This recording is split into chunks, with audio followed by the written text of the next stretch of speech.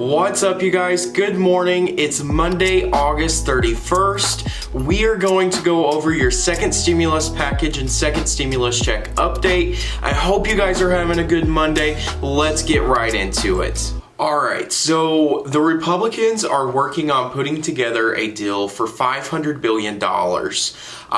This is being negotiated between the White House and the Republicans. They're going to try to introduce it and get it passed.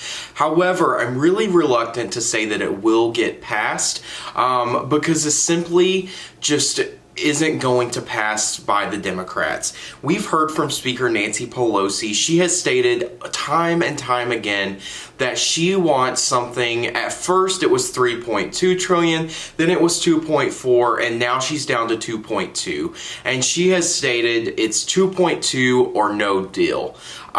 So, you know, I don't know if you guys used to watch the show Deal or No Deal. Growing up, I did, and that kind of feels like we're on a reality show and a roller coaster here.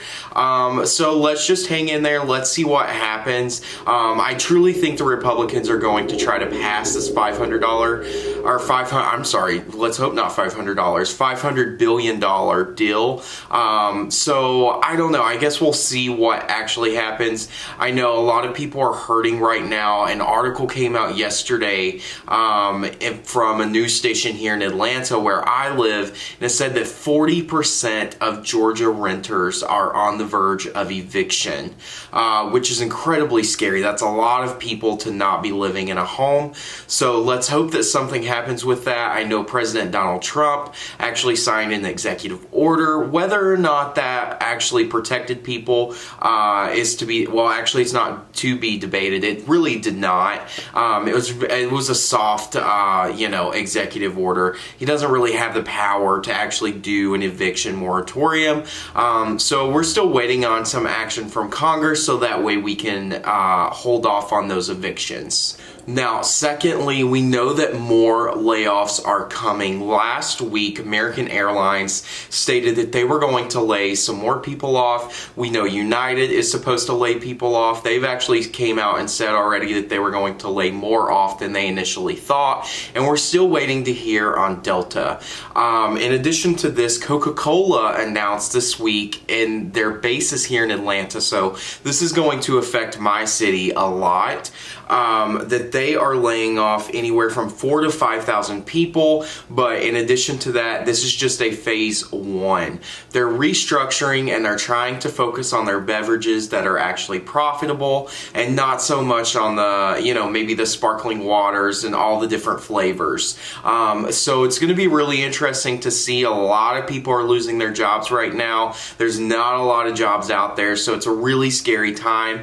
This is incredibly stressful, especially without the added on unemployment benefit, and right now people are only getting state benefits. I know right as of this moment in time, 35 states have said that they will go ahead with the implementation of adding on the executive order stuff that President Donald Trump signed a couple of weeks ago, but we both know that this is only good for a few weeks in August because it's coming from the FEMA fund, and with the hurricane season right on the horizon, we've already had a major hurricane in here in the US. The funds just are not going to last that long, especially with all the states dipping into them. A lot of states are not able to add on the $100 benefit that he also proposed, so right now they're only getting the $300 federal benefit. If you're wondering if this is a cluster, the correct answer is yes, it is a cluster.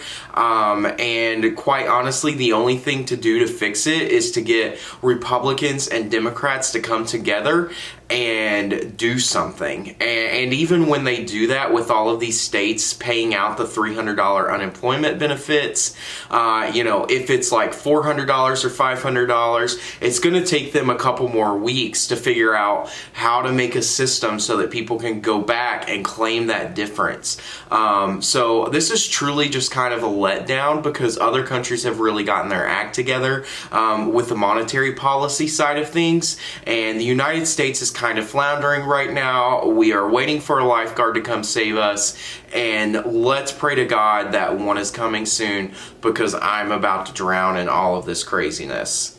All right, and then lastly, we know that the housing market right now for used home sales is booming. There's a lot of different stuff going on right now. People are moving to the suburbs like crazy.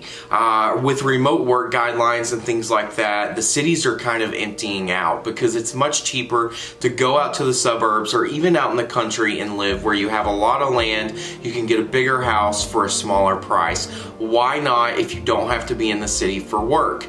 Apparently New York right now, I read an article from the New York Post yesterday, and a lot of other news agencies, and they were talking about how New York is just emptying out. It's incredibly, it's mind-boggling. With all of that being said, I will leave you guys for the day. Tomorrow we will have some more updates. Let's pray, keep our fingers crossed for a stimulus check sometime soon. We know that Secretary Steven Mnuchin said give him a week and he can have those out to us. And then we also are hoping for some kind of added on unemployment benefit for the people who need it most. But with that being said, I will see you guys tomorrow. I hope you have a good Monday.